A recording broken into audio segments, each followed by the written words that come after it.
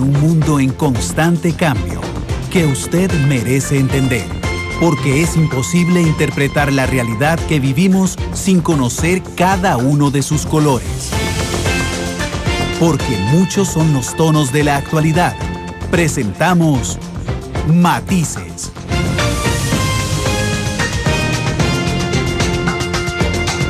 Una producción de Noticias Monumental.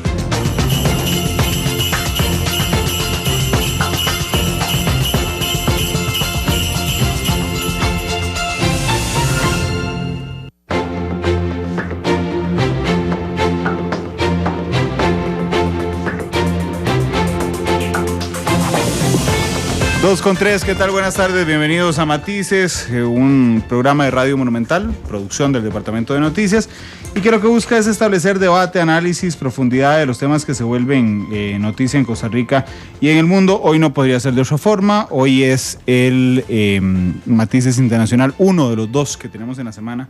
Esta semana tenemos dos matices internacionales y el tema, por supuesto, tiene que ver con Venezuela, donde ayer hubo unas elecciones legislativas trascendentales.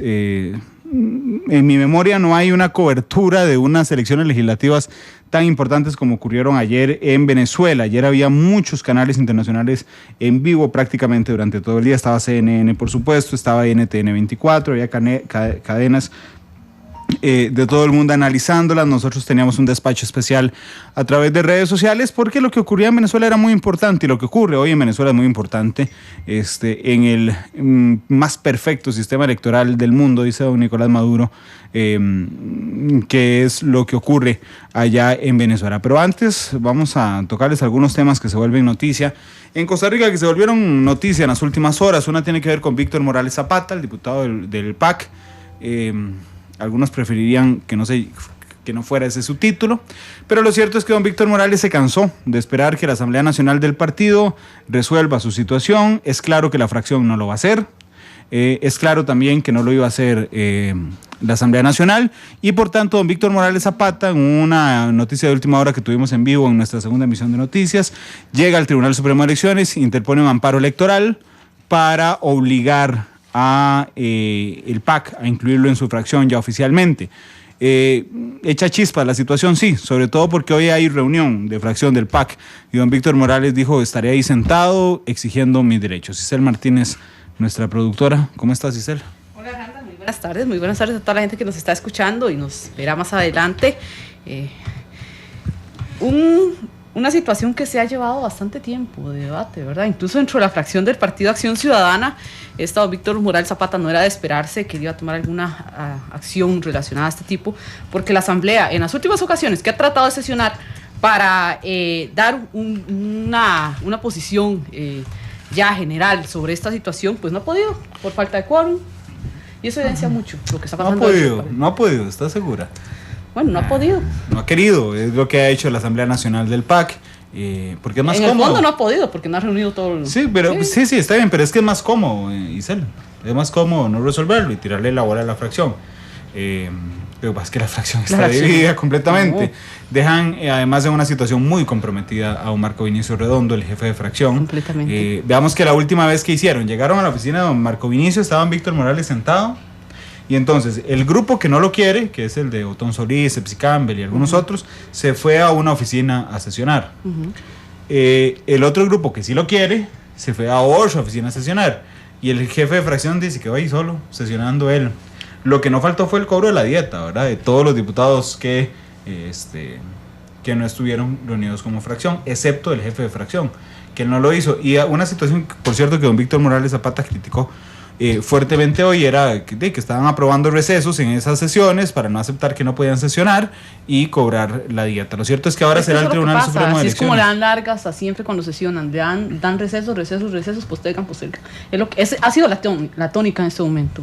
Y bueno, tuvo que recurrir a instancias extrapartidarias.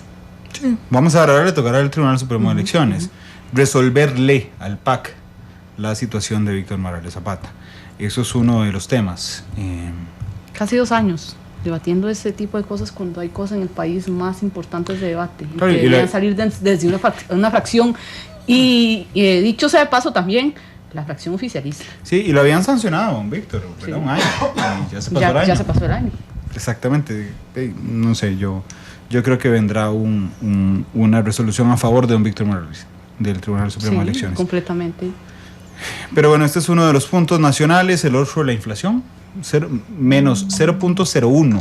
Es decir, que cerramos noviembre con menos 0.99% de inflación. Estamos a menos de un 0.9 negativo de cumplir la expectativa que se había previsto de Estamos a menos de 0.01. 0.01. Sí, porque estamos en menos 0.99. Ah, 99, yo entendí 91. Es que últimamente usted no me pone atención. No, sí le pongo atención. Lo que pasa es que estoy haciendo 81. Es la broma. Entonces estoy un poquito desconcentrada también. Es el reclamo velado de Matices. Sí. Sí, bueno, lo habíamos predicho aquí, íbamos a cerrar en menos 1, perdón. Seguramente cerraremos en 1. Y no es tanto cerrar en 1, no. Lo que pasa es que la inflación per se no es mala. Lo que pasa es que cuando tiene que ver una disminución en la inflación, una inflación negativa, con una actividad económica un poco vigorosa, digamos, es cuando se vuelve efectivamente tiene sus efectos negativos. Además que se viene la negociación del aumento del sector público, que va a ser un dolor de cabeza. Que al final estos temas de inflación y todo eso hay que aterrizarlo a la parte social.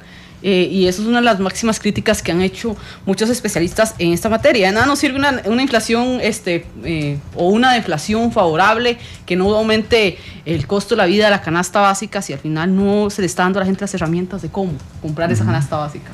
Sí. Ese es el gran debate en este caso, que al final en lo que se tiene que reforzar y en lo que sí se debería, y mucha gente concuerda en esto, en lo que se debería enfocar y enfilar todas las fuerzas de gobierno es en una política salarial, o más bien una política laboral, más bien. Sí, bueno, vamos a ver qué pasa. Sí. La otra situación, mañana Belice decide qué hacer si le da a Costa Rica el apoyo con el tema de los cubanos. Un asunto que se ha venido postergando, ya le estaba dicho que necesita algún tipo de apoyo internacional que se resuelva desde otras fronteras esta situación, porque ya es algo que en algún momento se va a tornar bastante insostenible. Yo escuché al presidente muy positivo hoy. Estaba en una actividad de gobierno abierto y no iba a dar declaraciones. Es una ironía. Al final algunos colegas en la actividad de gobierno abierto le dijeron: presidente, están en una cosa de gobierno abierto y dice que no va a dar declaraciones. Bueno, al final dio declaraciones efectivamente que tenían que ver con doña Laura en Venezuela. Que es un tema, ¿verdad? Esto de doña Laura en Venezuela. Uno puede estar de acuerdo o no de que ella fuera o no fuera. Hay gente que dice que ella fue a buscar precisamente, digamos, algún realce personal. Pues está bien, pero si fue así, pudo hacerlo perfectamente, digamos, no le pasa nada. Aquí lo que hubo ayer fue una situación muy complicada de versiones. La expresidenta Chinchilla pone en Facebook que la están expulsando de Venezuela, ¿verdad? Diosdado Cabello. Que le están retirando credenciales. Pasa que ella hora. Y el expresidente Miguel Ángel Rodríguez estaban como observadores, como parte de una comisión de 7 presidentes, mandatarios de 7 expresidentes. 7 expresidentes de la región que estaban como observadores.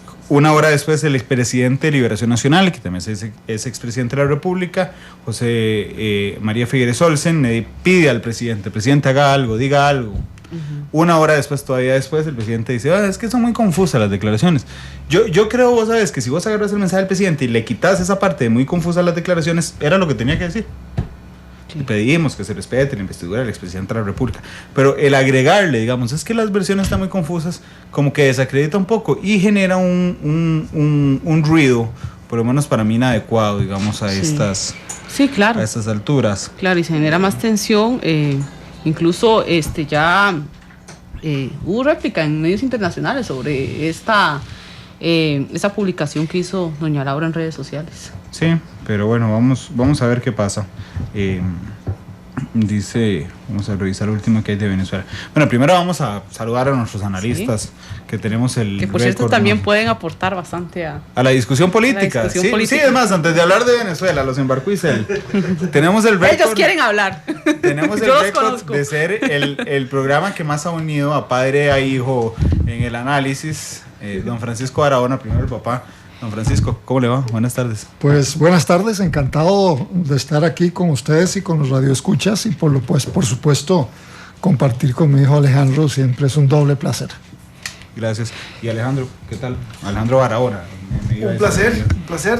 Muchísimas gracias nuevamente por la invitación. Además, para un tema tan actual que ha despertado muchísimo interés de parte de los costarricenses, y eso sin duda alguna hay que aprovecharlo, porque los temas internacionales no solo son importantes, sino que nos interesa y nos afecta. Así que bienvenido el que podamos analizar hoy el tema de Venezuela. Bueno, aquí voy a rajar, porque Matices, creo yo, uno de sus aspectos más positivos es abrir la discusión internacional justamente.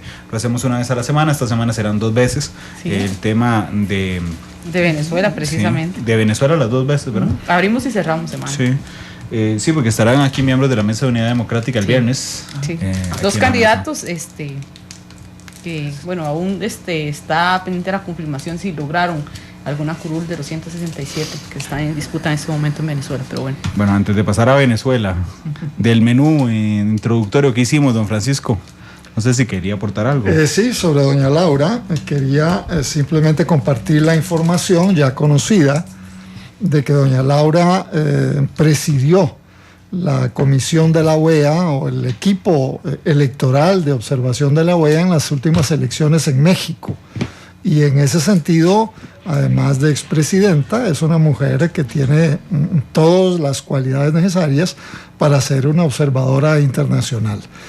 Con la experiencia en México y además siendo ciudadana costarricense y habiendo participado aquí en varias elecciones, pues nadie puede dudar de sus calificaciones para efecto de ir a observar las elecciones en Venezuela. Claro que llegó allá invitada por los partidos de la oposición, no llegó en calidad de la OEA. Sabemos que el actual presidente venezolano vetó la participación de la Comisión de Observación de la OEA, lo que debilitó en mucho desde la perspectiva internacional el mismo proceso electoral. Así que, bueno, doña Laura tenía ese antecedente, y hablemos también de Miguel Ángel Rodríguez, que por unos meses fue secretario general de la OEA, además de expresidente, y ciudadano costarricense. Así que yo defiendo sin la menor duda esas 2 presencias. De hecho, el objetivo final de ambos y de todos los expresidentes era validar unas elecciones y ojalá donde ganara la oposición, cosa que se dio además en términos de derrota aplastante. Prácticamente sacaron más del doble de los votos de los que sacó el Partido Socialista Unificado de Venezuela. Así que bueno, aquí hubo ganancia para la democracia, diría yo, y sobre todo para la gran mayoría de venezolanos. Miles de ellos habían votado por 16, 17 años a favor del régimen, desde que el presidente Chávez asumió ya hace 17 años, pero bueno, la situación en Venezuela es tan compleja y tan complicada que les retiraron ese apoyo. Hace un momento ustedes hablaban de que Costa Rica está con una inflación de un poquito menos del 1%. Bueno, en Venezuela la inflación está cerrando entre el 170 y el 200% anual. Eso significa una devaluación de cualquier sueldo que se pague en Venezuela, que de un año para otro pierde 200% de su valor, fuera de todos los demás problemas de libertad, de acoso, de lenguaje desmedido, de agresividad y de gran delincuencia y seguridad que hay en Venezuela. Así que me parece que para efectos de Costa Rica, lo que se ha producido en Venezuela es doblemente interesante, y además antecede con las elecciones también en Argentina, que también sufrió una derrota mucho menos severa en términos electorales de lo que sufrió ayer el presidente Maduro, pero donde hay un cambio radical de pensamiento ideológico y de partido político en Argentina. Pareciera que a lo mejor a Brasil le va a llegar pronto también la hora del cambio. Ayer fue Venezuela, que va a seguir en esta transformación, y a mí no me extrañaría que también en Nicaragua se pueda dar un cambio de esta naturaleza. Bueno, ¿qué opina de la reacción del presidente ante lo de doña Laura? Bueno, yo lo vi, digamos, cauto. Él mismo no lo tenía claro. En realidad, doña Laura nunca estuvo en peligro. ¿Usted le hubiera agregado son muy confusas las informaciones? Eran confusas en el sentido de que al principio no se sabía si iban a ser validados con alguna credencial del Tribunal Electoral. Se vino a saber que pocas horas antes del inicio del proceso de elecciones, ya el día del domingo se les había dado no solo a doña Laura, sino a los expresidentes latinoamericanos que estaban ahí presentes. Yo siento que por un lado se le fue la boca a alguno de ellos en el sentido de creer que estaban en sus respectivos países y que podían seguir opinando lo que quisieran, y por otro lado el tribunal no aguantó carga en forma poco tolerante, que es la tradición histórica de aquí hacia atrás, y entonces, bueno, no solo le quitó las credenciales, sino que nada menos que el presidente del Congreso pidió su expulsión, cosa que no se dio y que no se ha dado independientemente de la posición del presidente de Costa Rica. Yo no sentí que hubiera peligro inminente ni contra doña Laura ni contra don Miguel Ángel Rodríguez, pero bueno, hubiera podido ser quizá con una frase más radical: encargo a mi canciller que se ocupe de inmediato de este tema, cosa que no hizo, pero no fue negativa la posición de él, sino pidió un poco de tiempo para averiguar cómo estaban las cosas. Alejandro. Bueno, yo en primer lugar tengo que decir que me sentí gratamente representado, no solo por dos, una expresidenta y un expresidente, sino además por 3 diputados también de nuestra asamblea que viajaron como invitados, los expresidentes por la Mesa de Unidad Democrática, oposición, y los diputados por la ODCA, hasta donde tengo yo entendido. Curiosamente, de parte del gobierno, de la comisión del Consejo Nacional Electoral, no fueron invitados otros costarricenses como observadores. Entonces, básicamente, digamos, desde mi perspectiva, fueron bastantes costarricenses, bien apuntaba mi padre, con experiencia, inclusive desde la perspectiva de la OEA, que me parece muy importante, porque son esas misiones que tienen experiencia, una preparación, una metodología de observación. No es solo ir de paseo a ver, no es turismo electoral, es una misión y implica también representación. Entonces, que a la OEA no la hubieran dejado entrar, pero que mandaran 2 expresidentes relacionados con la OEA, me parecía muy importante. Me parece que el cuestionamiento que se hizo a los expresidentes realmente no era a los costarricenses, entonces se pagó justos por pecadores, era Pastrana y a otros los expresidentes que estaban acompañando a la esposa de Ledesma a votar, y que como expresidentes se sintieron, por supuesto, un poco como decía mi padre, en su país, con la libertad de expresar lo que en Venezuela pareciera que ha sido cada vez menos posible hacer. Ahora bien, me parece que cuando hay relaciones entre los países hay que tener mucho cuidado. O sea, cuando se involucra a los gobiernos, estos no pueden reaccionar simplemente por lo que se dice en redes sociales, tienen que verificar, tienen que confirmar para no generar un incidente de conflicto ya no solo entre los 2 gobiernos, sino entre los 2 países. En esa perspectiva me parece que la expresión del presidente iba más en la lógica de justificar que requería más información, pero muy en el mensaje de fondo me pareció acuerpar a los 2 expresidentes en el sentido de decir que los 2 expresidentes representan a todo un país, con lo cual está diciendo no solo al gobierno venezolano, sino a Diosdado Cabello: cuidado, no son ciudadanos comunes, son expresidentes de la República de Costa Rica, cuidado. Y no, eso también frenó el hecho de acatar o no la exigencia de Diosdado Cabello de expulsar no a los 2 expresidentes a los cuales se les adjudicó esas declaraciones, sino en general a todos los expresidentes que viajaban como parte de la misión. Bueno, yo sí le hubiera quitado la frase, no quiero polemizar con ustedes, pero yo sí hubiera quitado la frase esa de informaciones muy confusas. Hubiera arrancado inmediatamente después con el resto de la frase, que me pareció bien. Pero bueno, son las 2:22. Ayer les decíamos todos, hubo elecciones en Venezuela, la Mesa de Unidad Democrática, que agrupa a toda la oposición venezolana, logró una apabullante victoria. La diferencia está en los datos. Ayer, después de 4 o 5 horas de espera, el Consejo Nacional Electoral de Venezuela confirma 99 escaños para la MUD, 46 para el Partido Socialista Unido de Venezuela. Sin embargo, en las últimas horas, Venevisión ha señalado en varias ocasiones ya que hay una actualización de los datos, que no está publicado, por cierto, en la página oficial del CNE, y que le da 112 escaños a la oposición. ¿Por qué es importante? Bueno, con 99 tenían mayoría simple. con 100 tenían una mayoría un poco más grande donde podrían generar algún entrabamiento a lo que ha hecho el presidente Nicolás Maduro de gobernar por decreto.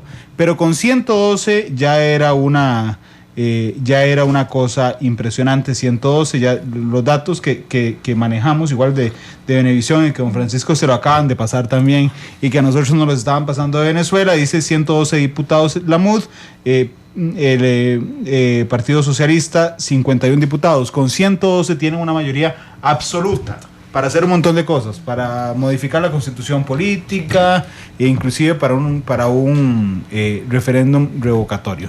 Pero bueno, son las 2:23. Vamos a escuchar a Nicolás Maduro y a ver, a la gente que nos está observando esta noche, vamos a ver qué fue lo que dijo Nicolás Maduro. A mí me sorprendió, la verdad, pero creo que no le quedaba otra a Maduro de aceptar, así como lo hizo, los resultados electorales. Claro, lo aceptó cuando había 99 diputados, que es una diferencia nada sutil.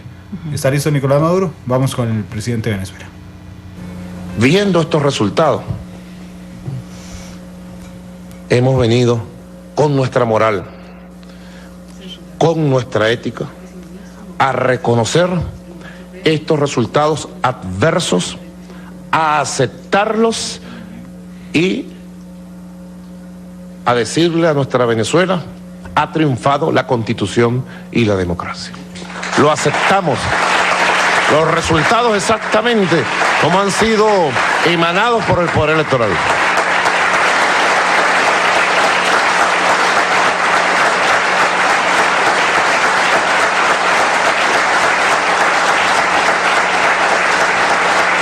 Hoy, ayer 6 de diciembre y hoy, yo llamo a nuestro pueblo a hacer historia. Es la misma revolución, enfrentándose a la adversidad de perder una batalla. Heroico, de verdad. Quiero decirle a nuestro pueblo, amado pueblo, es heroico que estemos hoy recogiendo el 42% de los votantes de esta fiesta electoral. Bueno, voy a decir algo que tal vez parezca muy grosero, y si es grosero disculpen, porque efectivamente quiero decirlo así, y es que no tiene nada de bueno, honesto, generoso aceptar los resultados de unas elecciones democráticas. Eso es per se, digamos, la vida democrática. Pero vamos a ir un momento a Venezuela, vamos a escuchar la señal de CNN en español. Jorge Rodríguez, que es del Comando Bolívar Chávez, ofrece más información sobre el balance de las elecciones allá en Venezuela. Escuchamos. Un prontuario amplísimo para que se inmiscuyeran de forma grosera en los asuntos políticos venezolanos, una cosa que es completamente fuera de cualquier nivel inclusive de cortesía.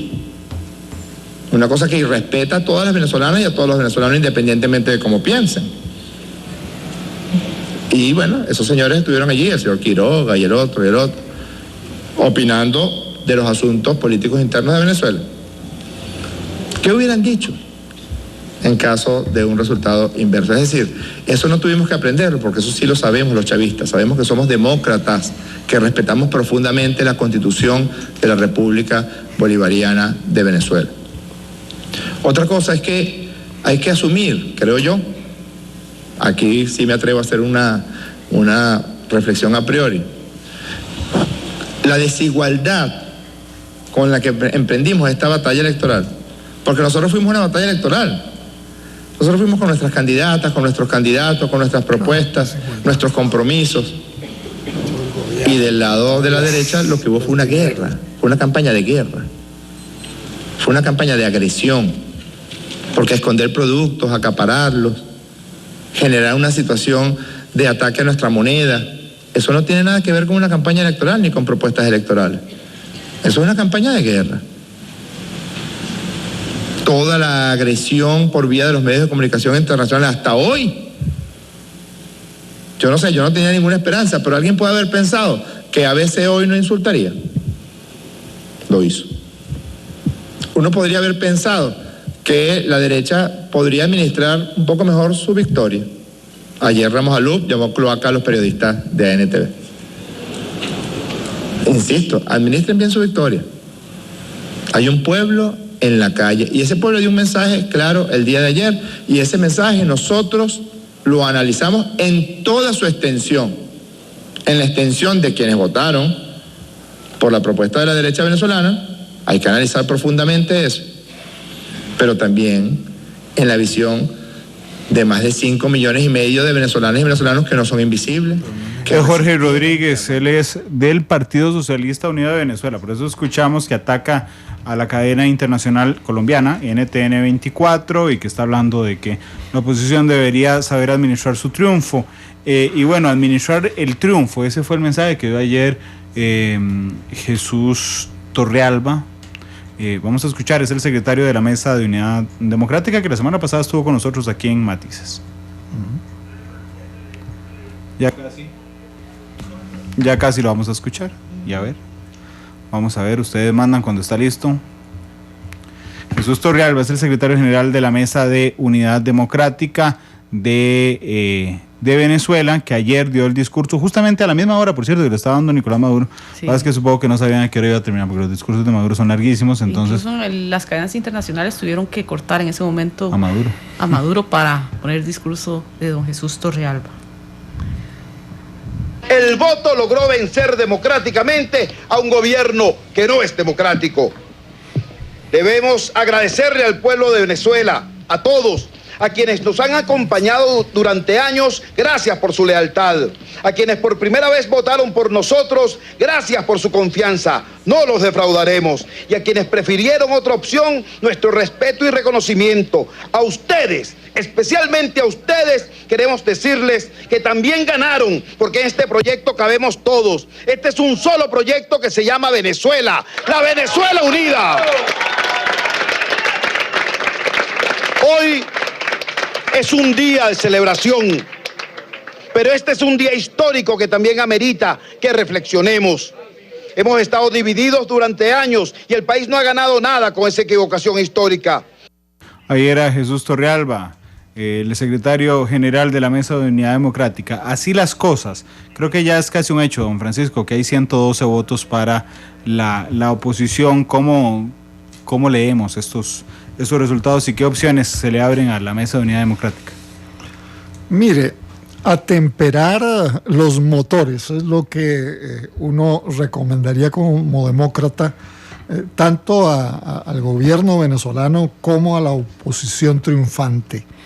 Si ambos continúan con el pie en el acelerador, es realmente peligroso que en los próximos meses no solo haya un desencuentro nacional con consecuencias funestas, entiéndase derramamiento de sangre, sino que eso impediría la continuidad de la misma dinámica democrática que Venezuela inauguró ayer.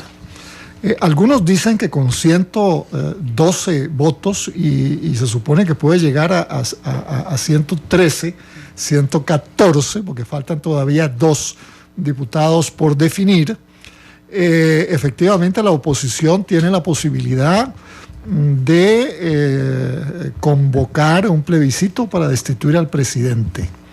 Tiene la posibilidad de cambiar la Constitución, con lo cual implicaría un freno radical a todo el proceso de ensayo, de profundización de ese socialismo del siglo XXI del anterior presidente Chávez. Y eso, aunque a uno teóricamente como demócrata le puede resultar válido, no tenemos que olvidar que el presidente Maduro sigue siendo presidente por los próximos 2 años, salvo que sea destituido por el Congreso, y que al presidente Maduro lo siguen apoyando una buena cantidad, no solo de votos, sino de organizaciones, y probablemente también una buena parte del ejército, para no decir todo el ejército. Entonces, tensar las relaciones ahora en un momento de gran triunfo de la oposición, radicalizar el proceso anunciando que la revolución se acabó, que ya no tiene futuro, pone contra las cuerdas del ring no solo a Maduro y a su gobierno, que ya sabemos ha tenido muchas posibilidades de ejercer actos de violencia, un lenguaje exacerbado, una confrontación, vamos a la calle en una alianza cívico-militar, ha dicho el presidente Maduro, sino que puede poner en peligro inclusive los votos de mucha de la gente que votó por la oposición de cara a las próximas elecciones presidenciales. Yo pienso que aquí lo que acontece, y en eso andaba ayer el anterior expresidente socialista español, tratando de profundizar como visitante, como acompañante electoral, la posibilidad de un diálogo mucho más estructurado, justamente con la idea de decir, bueno, mire, yo represento la historia de España. Nosotros tuvimos un fin por muerte de una dictadura y de un dictador, el general Francisco Franco, y sin embargo España se libró de una posible guerra civil a través de un proceso de armonía, de adopción de una nueva constitución, etc. Es muy interesante que haya personas que se puedan haber adelantado un poco a ese proceso, pero en todo caso va a haber cambios radicales. El primer cambio radical es que ya lo han anunciado la oposición, de aquí a un mes la Asamblea Nacional Venezolana será la nueva asamblea, la que se constituyó ayer y hoy mediante los votos, y ellos han anunciado que lo primero va a ser una amnistía con todos los presos, condenados o en proceso, incluyendo más de 60 estudiantes que están allí.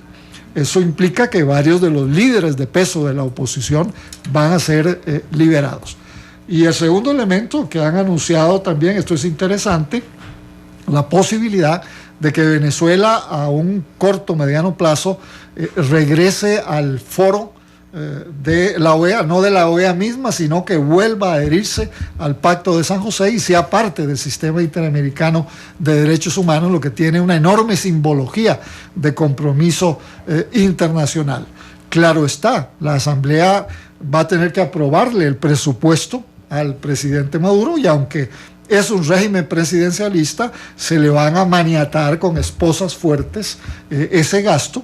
Pero hay un reto, yo diría todavía dos retos sumamente monumentales en la realidad venezolana actual.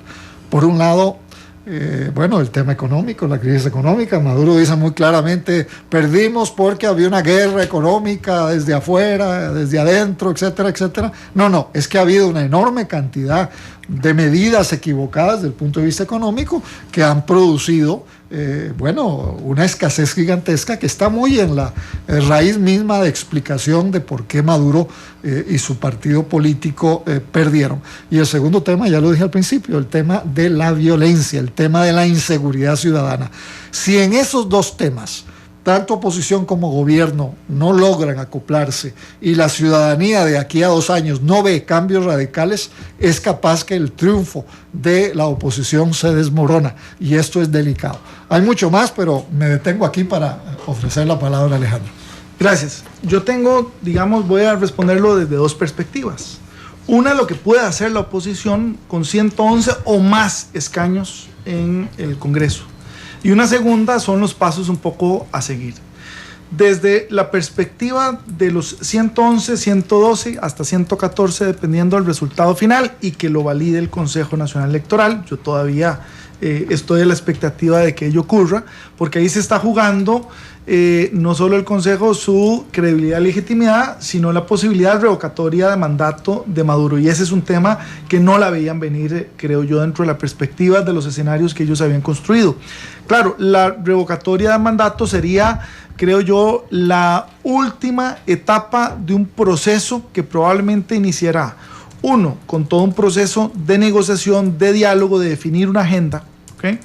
Pero también desde la perspectiva de que pueda impulsar el Congreso, la Asamblea, y que pueda vetar o oponerse el Ejecutivo. Recordemos que aquí la elección de ayer definió el poder legislativo, pero el poder ejecutivo y el poder judicial siguen estando bajo la estructura de 17 años de montaje del chavismo, y eso no es nada fácil revertirlo. Entonces, uno de los retos principales es cómo lograr aprovechar, primero, mantener unida esa posición, ¿verdad? Definir una agenda común que los une y no que los divida, porque si se divide la oposición, por supuesto se fortalece otra vez el chavismo.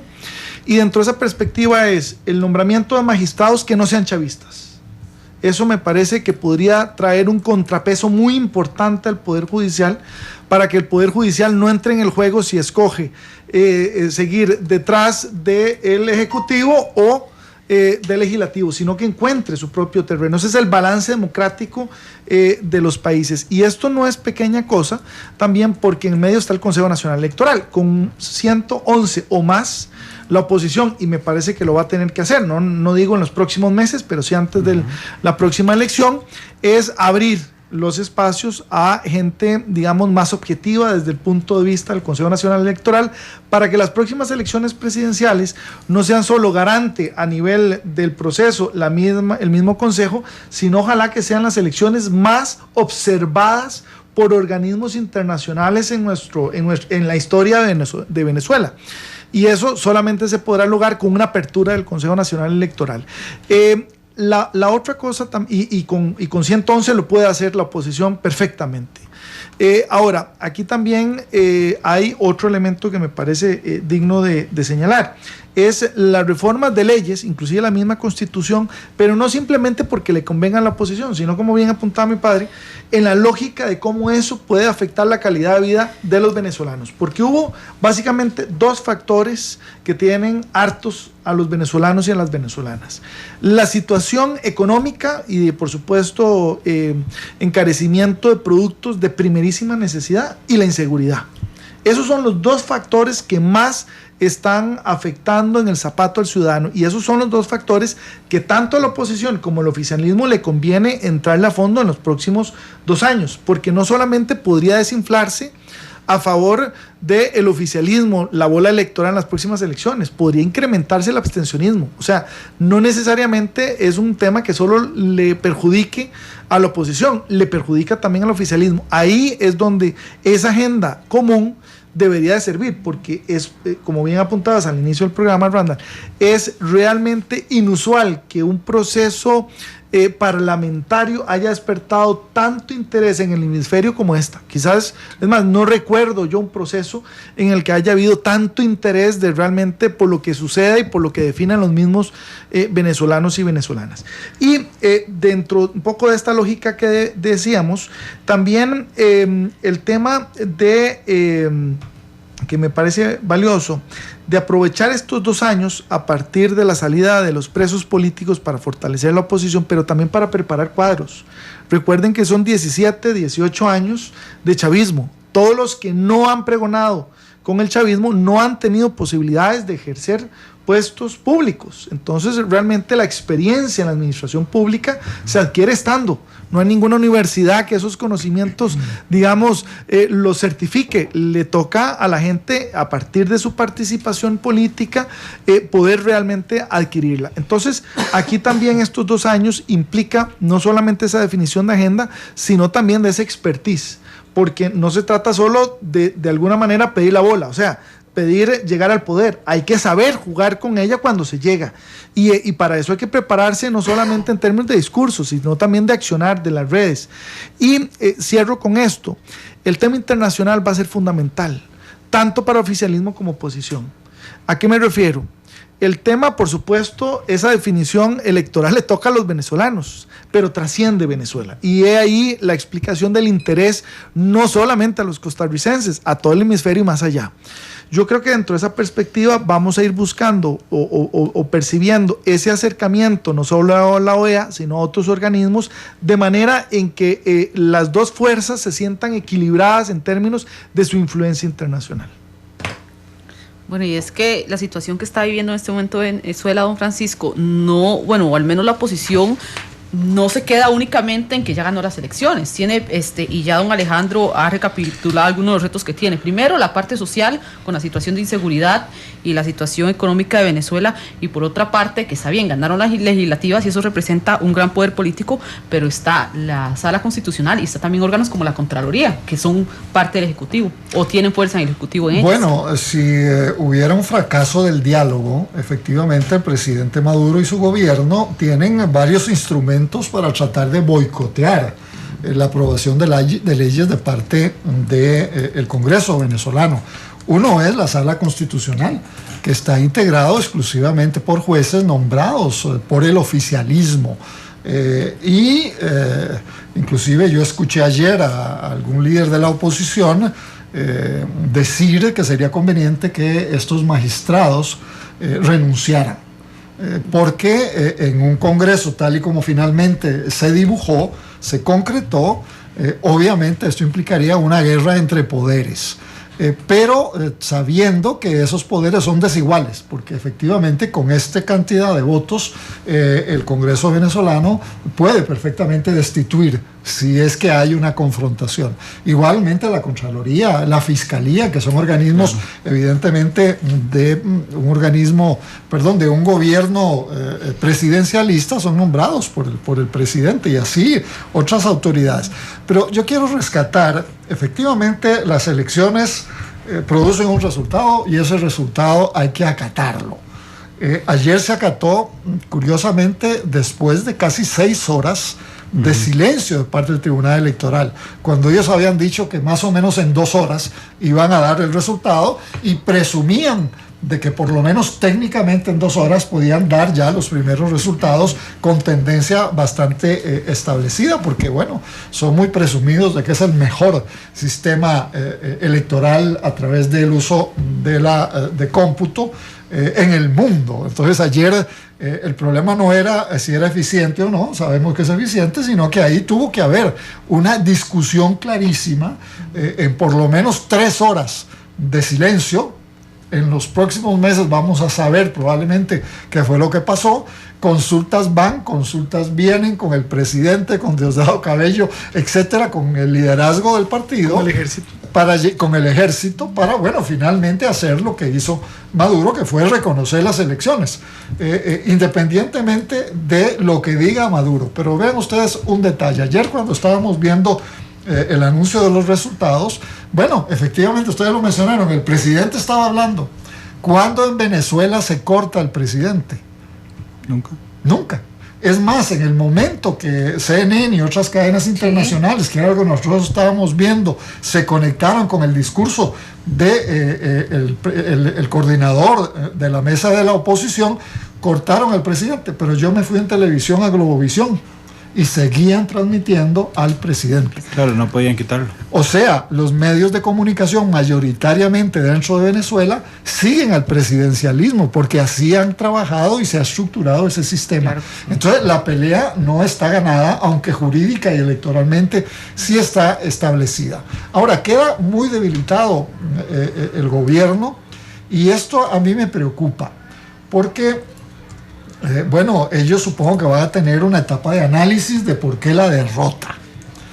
Y no sería extraño que ahí Maduro asuma una responsabilidad muy grande en esa derrota, por posiciones, por matonismo, por voluntad expresada en términos, digamos, muy contrarios a la cultura democrática venezolana, y que el mismo presidente Maduro, al ser responsable mucho del resultado electoral, pueda perder presencia militante y liderazgo dentro del propio partido. Y habría que ver, si es que yo no me equivoco en lo que estoy diciendo, qué otros sectores podrían ganar mayor prestancia, mayor fuerza dentro de ese partido. Por otro lado, yo les diría que ayer, bueno, fue muy interesante. Uno veía en el momento del triunfo, del anuncio del triunfo, a la mesa de la unión de diferentes partidos como si fueran uno solo. Pero todos sabemos que eso no es así. Y que ha habido no solo encontronazos muy fuertes, y que hay posiciones ideológicas y liderazgo de gran competencia, sino que de aquí para atrás, desde no 16, 17 años, desde más de 20 años hacia atrás, esa división de los partidos políticos tradicionales y los nuevos de oposición no haya sido superada. Y entonces uno dice, ojalá logren efectivamente ponerse de acuerdo con un programa común. Yo estoy seguro que, aunque todas las encuestas daban el gane de la oposición, la gran sorpresa para los mismos partidos de oposición fue un gane prácticamente con más del doble de los votos. Eso es sorprendente. Ya si con ese mensaje de la ciudadanía venezolana no logran establecer efectivamente un trabajo muy fuerte, muy establecido, bueno, nada garantiza que de aquí a 2 años vayan a tener un triunfo tan rotundo. Recordemos, y no pensemos en Costa Rica, Liberación Nacional, que es el partido un poco más fuerte en Costa Rica después de las grandes crisis que ha tenido y 8 años de gobierno, bueno, andan por ahí entre 20, 22, 24%. Ese es el partido más fuerte en Costa Rica. Y muchos dicen que a lo mejor sueña o podría tener acceso a ganar las próximas elecciones en Costa Rica. Bueno, Maduro, a pesar de lo mal que le fue, sacó un poquito más del 30, creo que el 32% de los votos. Pero es Maduro, es su fuerza política unificada con 16 años, con cuadros, con doctrina política, con dinámica internacional de acompañamiento y de socios. Y un elemento final que lo mencionaba Alejandro hace unos minutos, es que todo esto hace que América Latina también esté en proceso de cambio. Lo que pasó ayer en Venezuela, lo que pasó hace pocas semanas en Argentina, lo que puede pasar con un proceso de destitución de la presidenta Rousseff en Brasil, nos da la señal evidente de que muchos de estos procesos que se han generado en mucho y que fueron inspirados por Chávez, ALCA, por ejemplo, toda la organización de Petrocaribe, parte de los organismos de cooperación y de integración regional en Sudamérica pueden sufrir un cambio importante.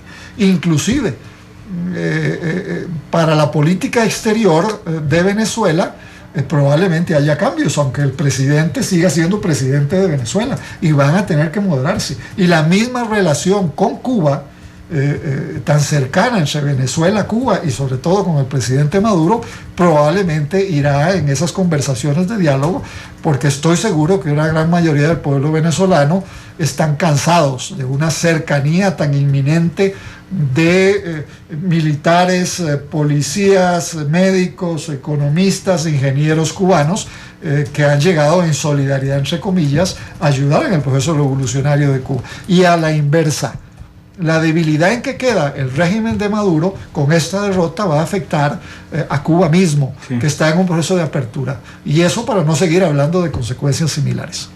De hecho, voy a robarles un momento para ir a una pausa comercial. Al regresar me gustaría hablar de 2 escenarios, y me van a disculpar, son hipotéticos.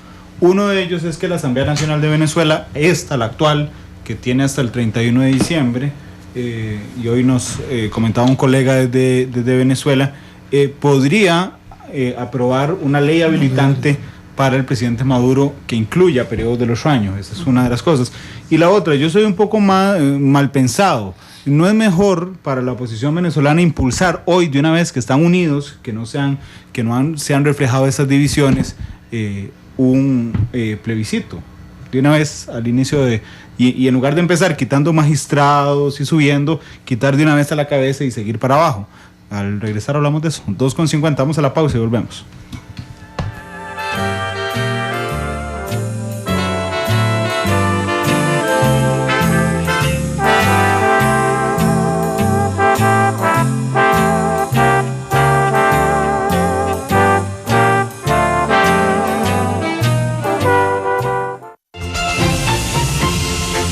Porque la realidad tiene muchos tonos, matices.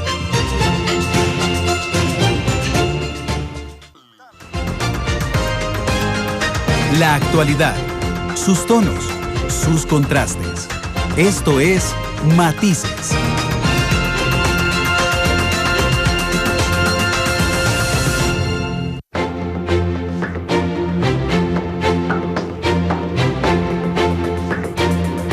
$2:55, estamos en Matices. Les planteé atrevidamente a nuestros invitados de hoy 2 situaciones hipotéticas.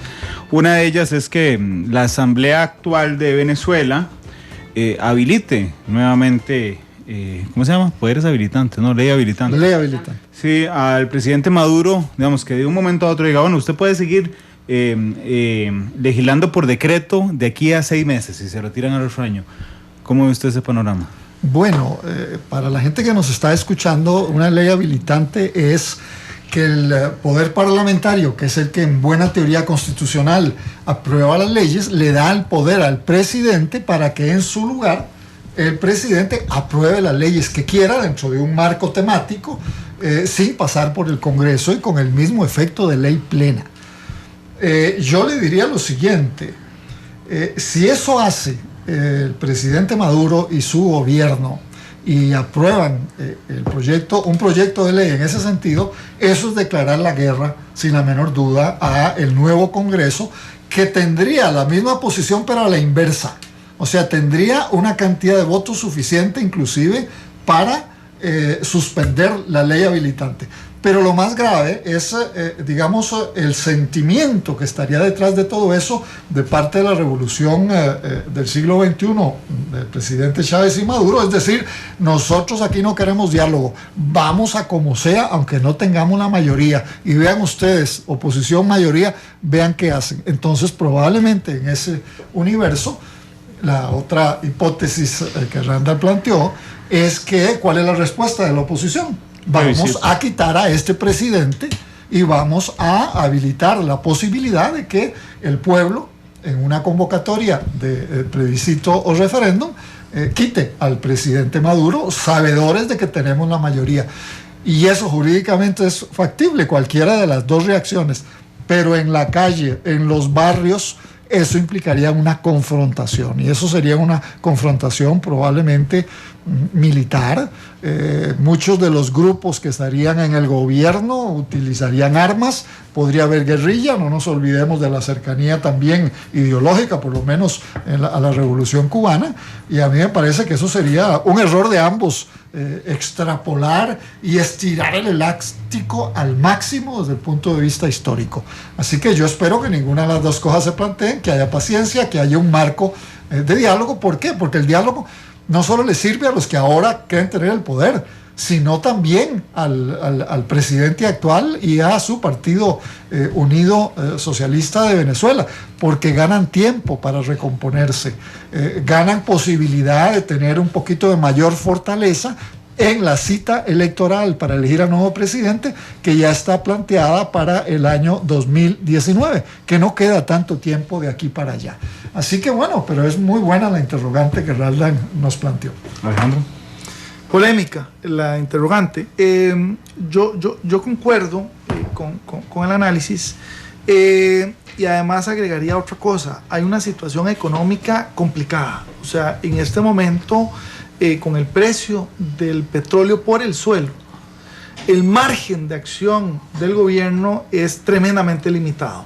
Entonces, el entrar en una confrontación un poco como la que estamos hablando, no solo tensaría las relaciones y probablemente entonces implicaría la revocatoria de mandato, sino que probablemente le impediría mantener la influencia internacional que hoy día todavía mantiene por estar concentrado en los asuntos internos.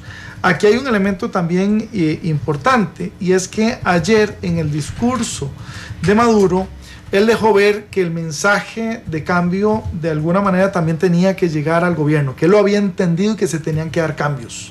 Lo dijo en una frase bastante corta, limitada, digo, en sus muy largos, tradicionales, muy largas intervenciones.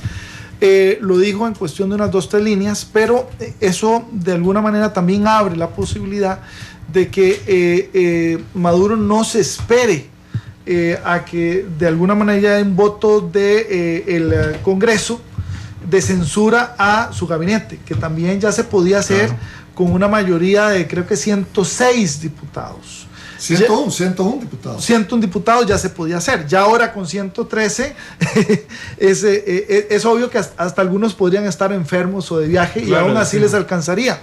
Entonces, ojo también a esto, porque si antes de ese escenario podría darse un escenario intermedio, que efectivamente sea el voto de censura de su gabinete, que incluya a su vicepresidente. Yo esperaría que... ¿Pero es vinculante la censura? Sí, claro. No, es vinculante, pero con otro elemento también.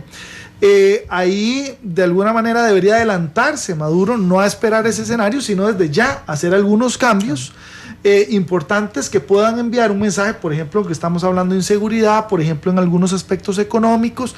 ¿Para qué? Para no llegar a esas situaciones de tensión con la oposición, si es que no se quiere ese escenario. Si por el contrario, o sea, aquí los dos escenarios es confrontación o cooperación.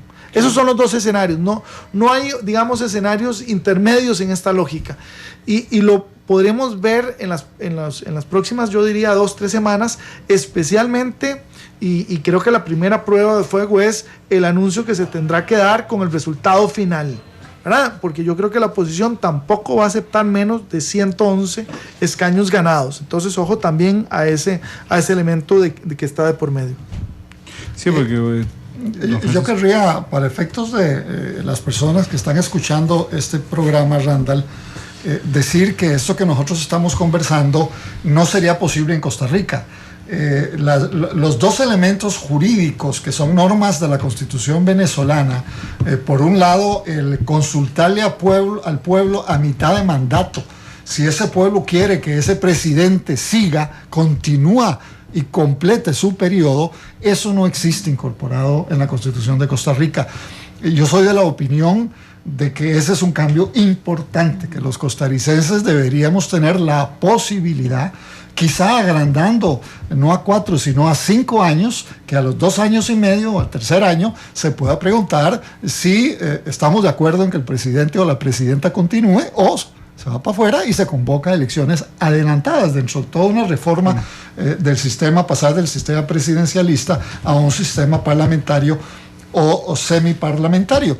Y el tema de la moción de censura. En Costa Rica el Congreso puede tomar una decisión, nuestra Asamblea Legislativa lo ha hecho incontables ocasiones contra algunos ministros, y si el presidente no quiere, no pasa nada. Bueno, en la Constitución venezolana, cuando una moción de censura es aprobada con mayoría calificada y la oposición lo tiene, ese ministro o esos ministros salen.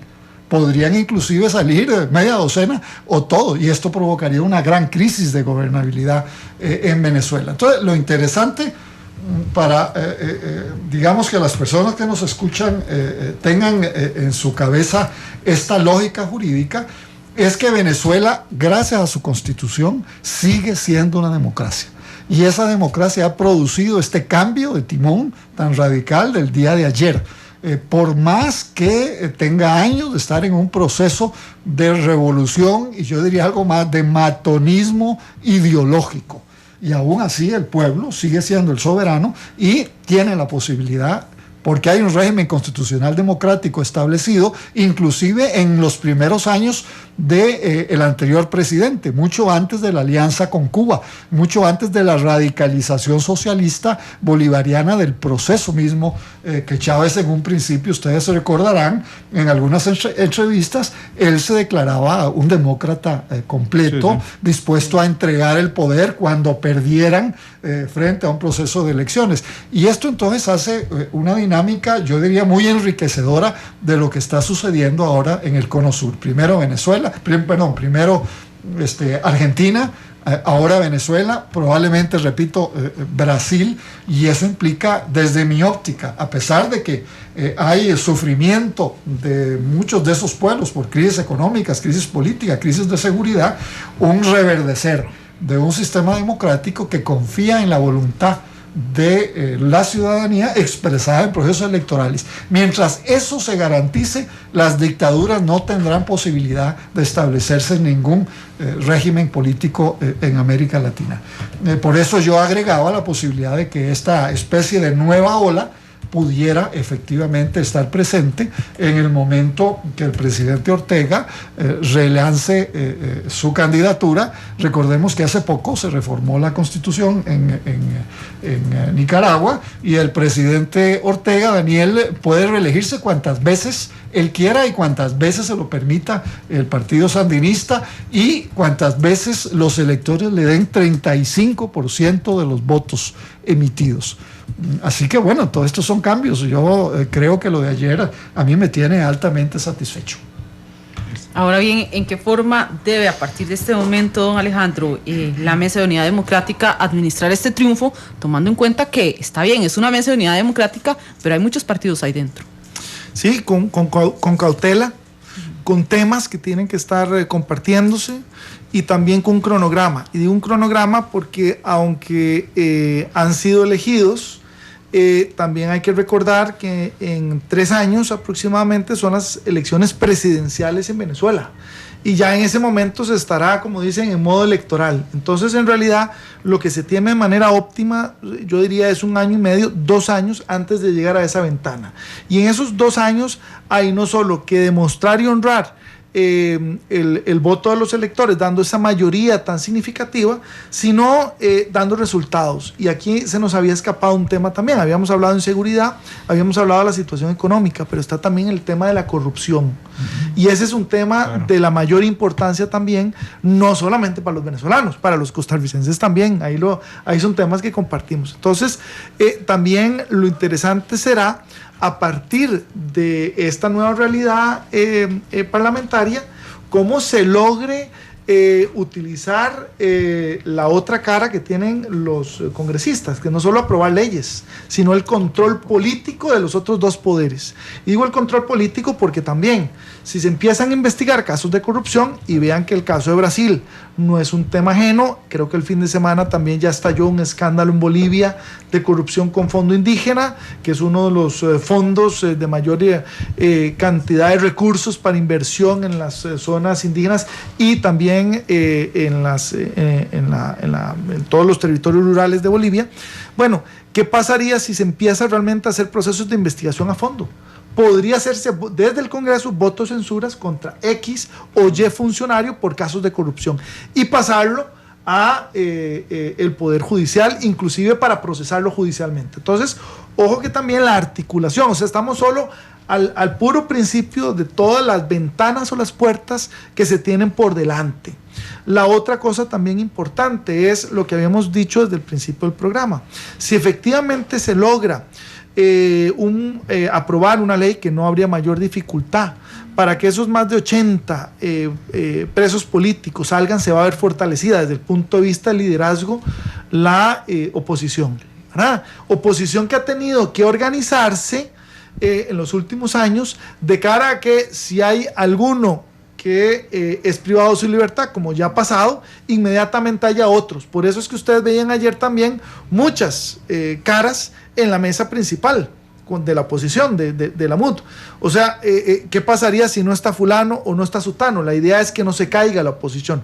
Y así es como se han tenido que más bien organizarse, cosa contraria con el oficialismo. Vean ustedes que ayer, cuando Maduro habla, solo está Maduro en la mesa principal. Tenemos 2 estilos de liderazgo radicalmente distintos, ¿verdad? Frente a una realidad que efectivamente podremos hablar de un sistema democrático electoral, pero efectivamente el chavismo, después de tantos años, no se comporta en términos democráticos. Recordemos que la semana pasada y antepasada, Maduro dijo que él no reconocería ningún resultado que no le diera el triunfo. Sí. Después dijo que le malinterpretaron las palabras. Ayer no por casualidad arrancó su discurso diciendo que él reconocía, ¿verdad? Todavía hoy hay eco de algunos dirigentes chavistas diciendo que qué hubiera pasado si fuera al revés, si hubieran sido ellos los que ganan, lo que ha ocurrido en las últimas 17 elecciones, 17 años, porque recordemos que en estos 17 años, este es el segundo proceso en que han perdido el chavismo. El primero fue una reforma constitucional que quiso hacer Chávez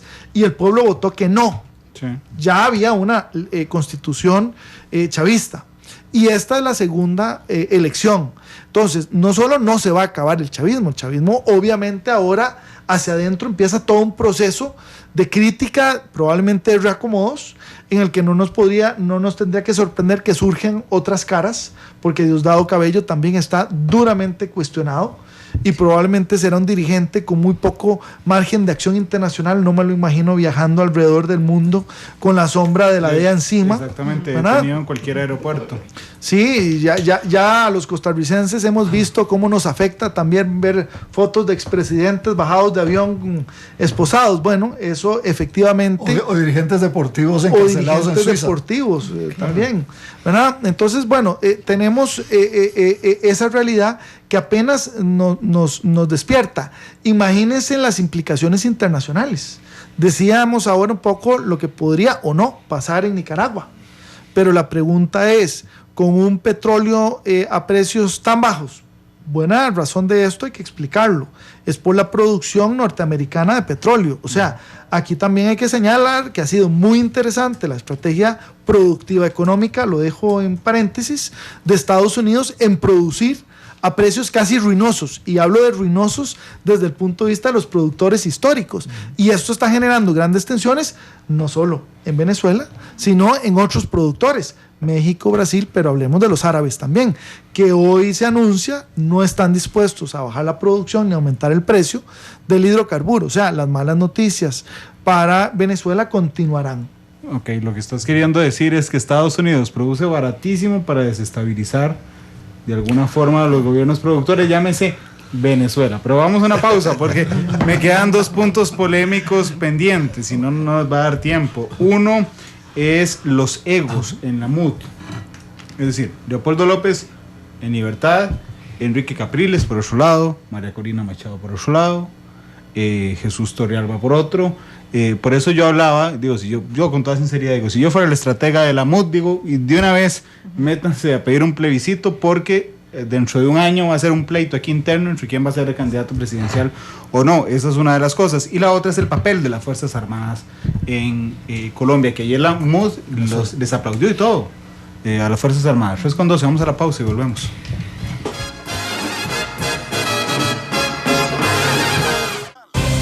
Analizamos los tonos de la actualidad. Exploramos sus contrastes, matices.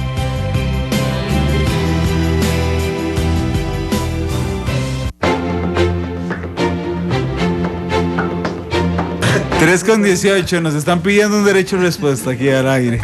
No, simplemente desde la perspectiva de la consecuencia, porque efectivamente el uso de las tecnologías para la extracción del hidrocarburo y poderlo separar de tierra o de agua es un tema que no se inventó de la noche a la mañana, pero evidentemente una consecuencia directa de esa producción que nadie más la controla, que Estados Unidos ha traído una consecuencia no solo a Venezuela, sino en general a los productores. Pero esto también, como decía, no es solamente Venezuela, está afectando también Medio Oriente, y no es casualidad que de repente vemos acusaciones de quién está comprando hidrocarburo, por ejemplo, a el Estado Islámico, ¿verdad? Veámoslo, las denuncias de Rusia contra Turquía. Entonces, esto hay que verlo conectado, no como fenómenos aislados. Bueno, ese era el derecho de respuesta. El derecho de respuesta. Yo sigo pensando que si hay un país que por medio de la producción de petróleo lograra ahorcar un régimen que no es de su agrado, como el de Venezuela, pues sería muy interesante. Pero recuerda que está Brasil también de por medio, ¿verdad? Claro, Ecuador también. O sea, no sería un tema aislado. Económicamente es un mayor rival, Brasil. Es una estrategia, es una táctica, si quiere verlo así. Sí, está bien. Yo no estoy en la mesa como para confirmártelo, no, pero es una de las que está, claro. Los egos de la MUD. Eso va a ser un tamaño de pleito. Yo diría, bueno, es que en esta hay candidatos de todos los partidos de la MUD, pero después tienen que sacar a un candidato para las presidenciales. Y ahí va a estar Leopoldo López, Enrique Capriles, Lilian Tintori, María Corina Machado, Chucho Torrealba y un montón de gente. Que eso es parte de la administración de más gobernadores. Sí, pero hay instrumentos para resolver, digamos, esas problemáticas. El hecho de que pudiera haber una convención nacional que haya, como se ha producido en Costa Rica o ahora en los Estados Unidos, un buen grupo de candidatos de diferentes partidos políticos y de diferentes liderazgos de la oposición venezolana actual, me parece que no tienen por qué terminar con una descomposición de ese laboratorio político. Y yo diría más, a lo mejor el candidato o la candidata no es ninguno de los que se acaban de mencionar, sino que pueden surgir como liderazgos dentro de la nueva Asamblea Legislativa, el nuevo Congreso venezolano. Aquí tiene que haber mucha movilidad, mucha dinámica, y yo creo que sobre eso ni Capriles, ni López, ni María Corina tienen ya en estos momentos la candidatura en la mano. Además, todos ellos saben, porque la han tenido que pelear duro, unos en la cárcel, otros fueron desaforados, otros fueron perseguidos, destituidos de la misma Asamblea Nacional Venezolana, que la situación es difícil. Y entonces la necesidad de continuar unidos es fundamental para reducir los efectos del proceso del chavismo en Venezuela. Y además muchos de esos partidos tienen relaciones internacionales muy importantes. Unos son en el ámbito de la socialdemocracia, otros en el ámbito de la democracia cristiana, otros movimientos, digamos, un poco más nacionalistas latinoamericanos. Bueno, van a tener que hacerlo. Lo mismo sucedió en Argentina. El actual presidente electo de Argentina, no era el candidato preferido y surgió porque quedó en segundo lugar para una segunda convocatoria convocada justamente por las leyes electorales argentinas, donde se necesitaba un mínimo de votos para ser presidente, y ahí Macri le ganó al candidato peronista oficial.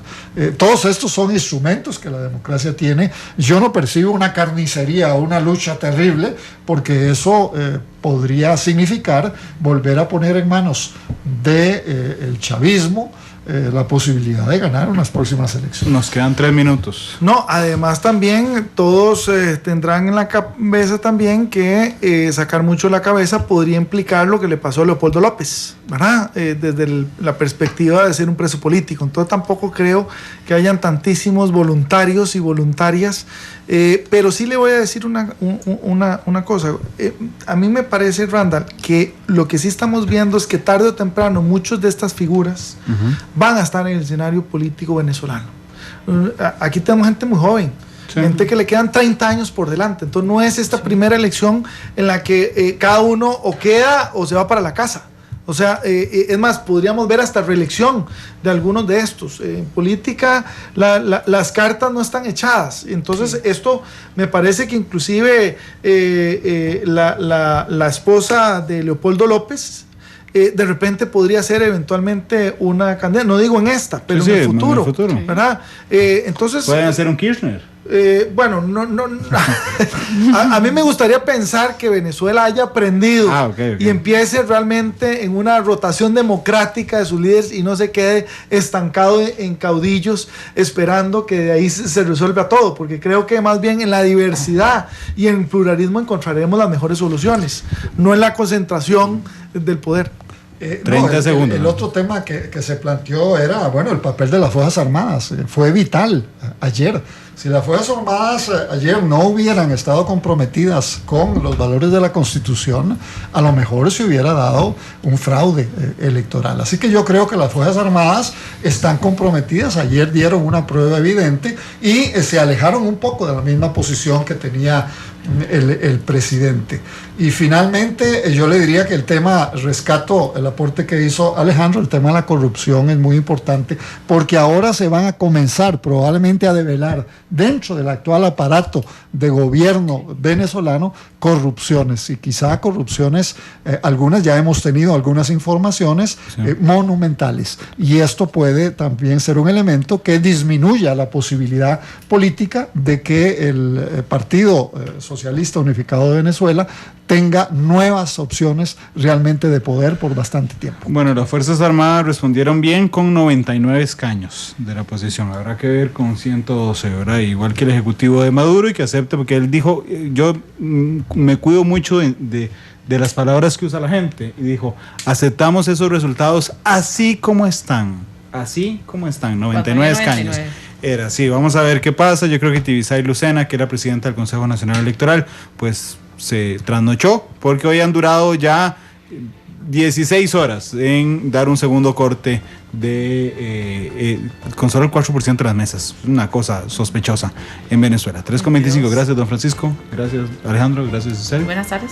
Gracias a ustedes que nos acompañaron. Feliz tarde. Hoy a las 7, el debate de Alvarado de Cartago. A las 7 en punto. Feliz tarde.